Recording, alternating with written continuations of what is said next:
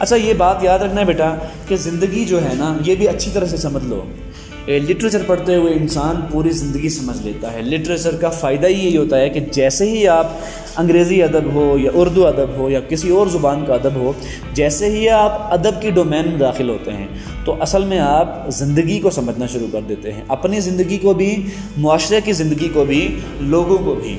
और आप सबसे पहले क्या देखते हैं कि life is not a bed of roses, कि ज़िंदगी को हमेशा फूलों की सेज नहीं होती, इसमें हार्डशिप्स भी आते हैं, इसमें सफरिंग्स भी होती हैं, इसमें आपके लिए डिप्रेशन भी होता है, बाज़ औक़ात अल्लाह ना करे एंग्जाइटी भी होती है, लेकिन इसमें फिर हैप्पीनेस भी होती है। तो जहाँ अच्छाइयाँ इसमें होती हैं, इसमें कुछ ख़राबियाँ भी होती हैं। अच्छा, अरबिक लैंग्वेज में ये एक लफ्ज़ इस्तेमाल होता है कि वैल लिकुल्लि हुमज़तिल लुमज़ा, ख़राबी है उन लोगों के लिए। तो ये ख़राबी जो होता है किसको कहा जाता है? ये ख़राबी ये होती है कि अल्लाह ना करे आपके ऊपर कोई मुसीबत आ गई है, ठीक है, और वो मुसीबत कुछ ऐसे आपके जोड़ों में बैठ गई है कि वो निकलने का नाम नहीं ले रही। कुछ लोग सारी ज़िंदगी बेचारे अपने दुखों से, गमों से लड़ते रहते हैं, लेकिन वो उनकी ज़िंदगी में भी ख़त्म नहीं होते।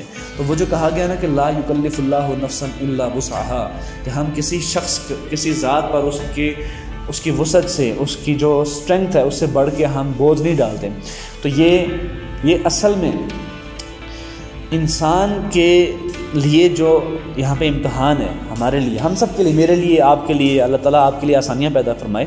तो ये इम्तहान जो है इसमें मुश्किलात आती हैं, लेकिन अल्लाह ताला इंसान के सब्र को देख के, उसके हालात को देख के उसके लिए इम्तहान बर्पा करते हैं। बाज़ लोग ऐसे हैं कि जिन बेचारों के लिए 25-25 साल, 30-30 साल कोई औलाद नहीं होती, लेकिन पैसा इतना वाफर मिकदार में होता है कि आप सोच नहीं सकते। बाज़ लोगों को अल्लाह ताला एक दूसरे के ऊपर रख के बेटियाँ बेटे मिला जुला के देता है, 8-8, 10-10, 12-12, और पठानों के यहाँ तो 30-30, 40-40 बच्चे होते हैं, नाम भी नहीं आते उनको, लेकिन वहाँ पे पैसे की उस तरह से फरावानी नहीं होती। तो हर इंसान के लिए ना इम्तहान मुख्तलिफ बर्पा किया गया है। अब इस इम्तहान में हमें करना क्या होता है? इस इम्तहान में हमें सफरिंग्स का, हार्डशिप्स का, मुश्किलात का जवामर्दी से, अपनी ब्रेवरी से और अपने एक डिग्निटी से सामना करना होता है, और लोगों के सामने रोना धोना नहीं होता। अल्लाह ताला से मदद, वो कहते हैं ना कि कुरान मजीद में अल्लाह ताला फरमाते हैं कि जब तुम्हारे ऊपर कोई मुसीबत आए तो क्या करो, तुम सब्र और सलाह से, यानी सब्र करो और नमाज से मदद मांगो। अब ये सब्र हमने इसको क्या बना लिया है? मजलूम बन जाना, मुँह से आवाज़ ही ना निकालना, रोना धोना, खामोश हो जाना, अपने ऊपर जुल्म करना, इसको हम सब्र कहते हैं। इसको सब्र नहीं कहते। सब्र का मतलब ये होता है कि अल्लाह ताला पर मुकम्मल तवक्कुल करते हुए पूरी मेहनत करना, हर वक्त ऑप्टिमिस्टिक रहना, हर वक्त अच्छी उम्मीद, अच्छी तवक्कुल लगाए रहना, तवक्कुल पर रहना, और ये सोचना, तसव्वुर करना कि एक ना एक दिन इंशाल्लाह मैं इस सूरत हाल से निकल जाऊँगा, इसको सब्र कहते हैं। और लोगों के सामने, अल्लाह ताला की मखलूक के सामने हाथ फैलाने की बजाय अल्लाह ताला से मदद, इसको कहते हैं सब्र। तो कुछ लोगों की ज़ात में ना, कुछ लोगों की पर्सनैलिटी में कुछ पर्सनैलिटी डिसऑर्डर्स होते हैं। ये कोई 8-10 तरह के पर्सनैलिटी डिसऑर्डर्स होते हैं साइकोलॉजी में, आप अगर आप जाकर देखेंगे, जैसे पैरानॉइड साइकोलॉजिकल डिसऑर्डर होता है, ठीक है। ऐसे ही कुछ लोग जो होते हैं वो सोशियोपैथ्स होते हैं, कुछ साइकोपैथ्स होते हैं, कुछ लोग ऐसे नफसियाती मर्ज लेके पैदा होते हैं, या उनके जेनेटिक्स में होता है, या फिर नेचर में या नर्चर में उनकी बेचारों की निश्व-नुमा ऐसे की गई होती है, उनकी निगहदाश्त प्रॉपर नहीं की गई होती, या आप बेचारे किसी ट्रॉमा से गुजरे होते हैं लाइफ में, किसी फैमिली मेम्बर की डेथ की वजह से, आपस के झगड़ों की वजह से, वालिदैन के झगड़ों की वजह से, कि वो बेचारे हमेशा ना एंग्जाइटी में रहते हैं, डिप्रेशन में रहते हैं। तो ये जो पर्सनैलिटी डिसऑर्डर्स होते हैं, इंसान की 4 डोमेन्स होती हैं पूरी पर्सनैलिटी की। मैं पहले भी बताया था, फिर बता देता हूँ। फिजिकल डोमेन, ये जिस्म है, इसको हर वक्त सेट रखना है। मेंटल डोमेन, नॉलेज है, IQ है आपका, उसको जितना आप शार्पन करते जाएंगे होता जाएगा। मेमोरी को कैसे बढ़ाना है? चीज़ों को याद करोगे तो याद करने की सलाहियत बढ़ेगी, एनालाइज करोगे तो एनालिसिस की पावर बढ़ेगी, सिंथेसाइज करोगे तो सिंथेसिस की पावर बढ़ेगी। समझ आ रही ना? 9 के 9 इंटेलिजेंस को इस्तेमाल करके। साइकोलॉजिकल डोमेन, ये होती है जज्बात, एहसासात, विम्स, सेंटिमेंट्स, इमोशंस, पैशन। ये चीज़ें सारी सेंटिमेंट्स में आती हैं, आपके जज्बात और एहसासात में आती हैं। तो इनमें बैलेंस, ज़िंदगी में हर जगह पे आप देखेंगे जो शख्स भी बैलेंस ये तवाज़ुन या एतदाल से हट गया, खा राइट पे गया या लेफ़्ट पे गया, राइट विंग पे चला गया, लेफ़्ट विंग पे चला गया, आगे चला गया, पीछे चला गया, वो नुकसान खाता है। सो तवाज़ुन पे रहना चाहिए। एक नॉर्मल आदमी को किसी प्यारे की वफ़ात पर दुख होता है और वो रोता है, इसमें कोई मुज़ायक़ा नहीं है। एक नॉर्मल आदमी की इंसल्ट की जाए तो वो परेशान होता है, एक नॉर्मल आदमी की तारीफ़ की जाए वो खुश होता है। लेकिन जैसे ही इस एतदाल से आप निकल जाते हैं, मेलोड्रामा क्रिएट कर देते हैं अपने साथ और पेसिमिस्टिक हो जाते हैं, या सो मायूसी में आपके शब व रोज़ गुजरते हैं, तो ये असल में बेइतदाली है, गैर मुतवाज़न रवैया है, इम्बैलेंस्ड अप्रोच टुवर्ड्स लाइफ है। तो नर्चर किसको कहते हैं? नेचर वो है जो आप लेके पैदा हुए। नर्चर कहते हैं आपके वालिदैन ने या इस पूरे मुआशरे ने जिस तरह से आपकी तरबियत की है। जैसे कल बात हुई थी ना, प्री कंसीव्ड नोशंस होती हैं। मुआशरा मिल के हमारा टीचर बनता है, ना चाहते हुए, ना दानिस्ता, अनइंटेंशनली, अनडेलिबरेटली। हमें नहीं मालूम होता, हम बहुत ज़िंदगी में 95% चीज़ें हम मुआशरे से सीख रहे होते हैं, जिस मुआशरे में हम पलते बढ़ते हैं। और जाहिर है कि चौथी डोमेन जो कि सबसे बड़ी डोमेन है, स्पिरिचुअल डोमेन। अगर आप वज़ू नहीं करते, नमाज नहीं पढ़ते, मुराकबा नहीं करते, मेडिटेट नहीं करते, अपने खुदा को याद नहीं करते, आप सोचते नहीं है कि मैं बन कैसे गया हूँ। मैं किसी वक्त मेरे बाप के जिस्म में पाया जाने वाला खून था, फिर वो नुत्फ़ा बना, वो नुत्फ़ा मेरे माँ के रहम में गया, वहाँ पे मैं 9 माह रहा और वहाँ से मैं फिर एक पूरा इंसान बन के इस दुनिया में आया। मैं कुछ भी नहीं था। मेरी हकीकत, मेरी हैसियत ये है कि I am nothing. So the sense of nothingness gives us an idea who we are, कि हम हैं कौन। समझ आ रही है? इसको कहते हैं स्पिरिचुअल डोमेन में रहना, अपने खालिक को पहचानना।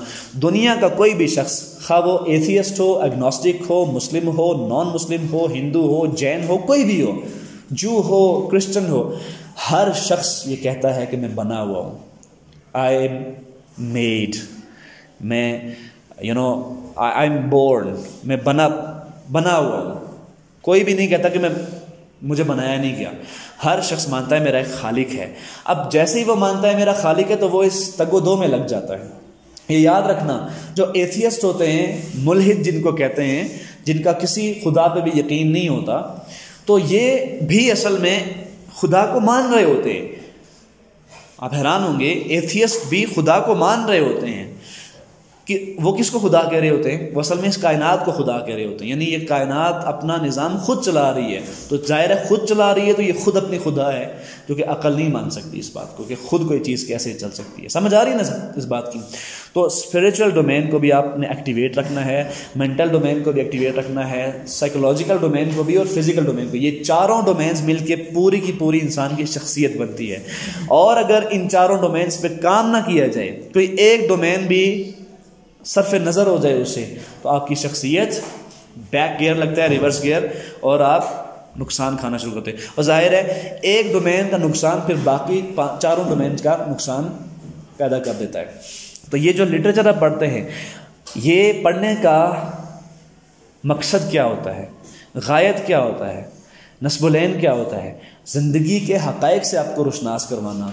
ये जो ओके बाय द सी एक एरिया है, इसके रहने वाले लोग कितने गरीब हैं, उनकी क्या क्या मुश्किलात हैं। चंद माह लोग काम करते हैं, फिर अक्सर भूखे रहते हैं। यही हाल आज जिम्बाब्वे का है, यही हाल आज श्रीलंका का है। और आप हैरान होंगे कि हमारा मुल्क पाकिस्तान जो है, श्रीलंका को छोड़ के पूरे सब कॉन्टिनेंट में सबसे पीछे है।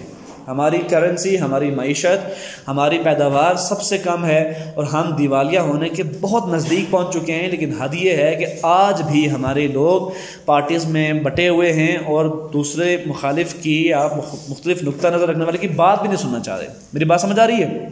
जिम्बाब्वे में जाके देखें कि लोग भूख से मर रहे हैं, पत्ते खा रहे हैं लोग, और पानी वो पी रहे हैं जोहड़ का, जिससे आप अपने पाँव भी नहीं धोएंगे।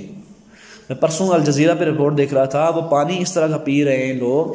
आप यकीन जाने बेटा जी, मैं अगर हो ना या आप हों, तो आप उस पानी को पीना तो एक तरफ रहा, उससे मुँह धोना तो एक तरफ रहा, वज़ू करना एक तरफ रहा, आप उससे पाँव भी नहीं धोएंगे कि मेरे पाँव मैले हो जाएंगे उससे। वो पानी पीने पर मजबूर हैं वो लोग। बल्कि पाकिस्तान के अंदर ऐसे एरियाज़ पाए जाते हैं जहाँ पे, जैसे कराची में, सिंध, अंदरून सिंध में कुछ एरियाज़ हैं, जैसे आपका थर का रेगिस्तान है, तो वहाँ पे इस तरह के हालात हैं। लेकिन हम असल में, हमें एहसास नहीं होता कि हम कितनी एंजॉय कर रहे हैं लाइफ को, कितनी वंडरफुल लाइफ गुजार रहे हैं। तो ये लाइफ पढ़ते हैं आप लिटरेचर में।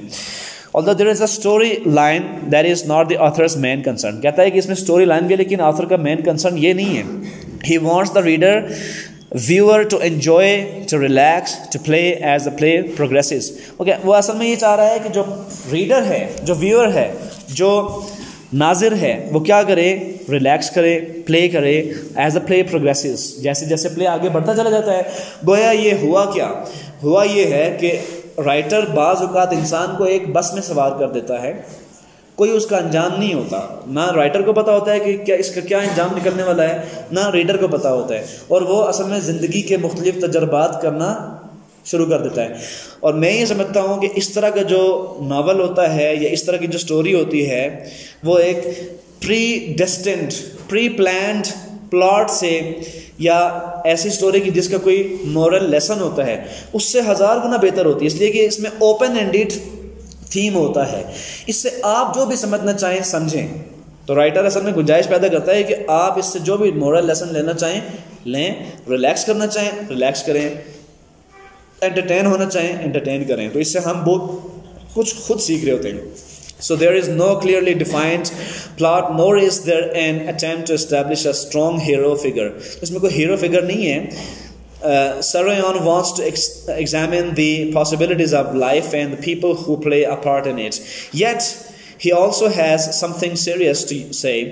You, the reader, are to discover what it is. हाँ, यही वो बात है जो मैं आपसे कह रहा था कि उसके पास कोई इतनी संजीदा बात नहीं है करने के लिए, आप तक पहुंचाने के लिए. वो बस असल में वाक़यात आपको बता रहा है कि एक बार्बर की शॉप है और आप यकीन करें कि आप एक एक बंदे की यहाँ पे मुतय्यन करना शुरू हो जाएं उसकी लाइफ जो प्रिडिक्ट और जो डिपिक्ट की गई है यहाँ पर.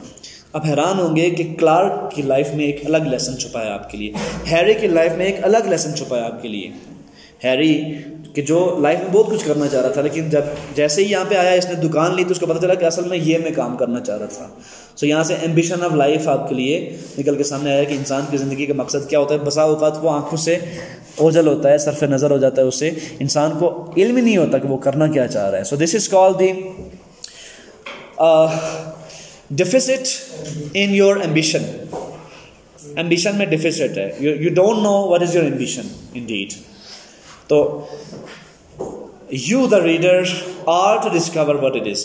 आपको कारी की हैसियत से, कारी किसको कहते हैं, पढ़ने वाले को, ठीक है, कोई भी कारी है, कुछ भी पढ़ रहा है, आपको कारी की हैसियत से डिस्कवर करना है कि ये है क्या. तो ये आप बच्चों का भी काम है कि जिस चीज़ को भी पढ़ें तो उसको समझें, उससे कोई ना कोई सबक लें. और ज़ाहिर है बिल आखिर इंसान जो कि जमालियाती वजूद भी है तो चीज़ों को एंजॉय भी करता है, एंटरटेन भी होता है. और इसी जमालियाती वजूद को पूरा करने के लिए, इसके लवाज़मात को, इसकी जो पर्पसेस हैं उनको फुलफ़िल करने के लिए शायरी एक बहुत बड़ी हैसियत रखती है, एक टूल के तौर पर इंसान के जमालियाती वजूद की तस्कीन के लिए, इंसान के एस्थेटिक सेंस की सेटिस्फेक्शन के लिए, उसकी तशफ़ी के लिए, उसको एक्साइट करने के लिए. समझ आ रही है. तो शायरी के बारे में मेरे ख़्याल में मैं आपको एक दिन कबल बहुत कुछ बता चुका हूँ कि शायरी होती क्या, याद है ना. यानी इसी से फिर म्यूज़िक निकलता है, इसी से फ़नून लतीफ़ा सारे के सारे जो होते हैं. लतीफ़ कहते हैं ऐसी चीज़ को जो बहुत ही बारीक हो, जिसका तसव्वुर किया जा सके, उसको छुआ ना जा सके.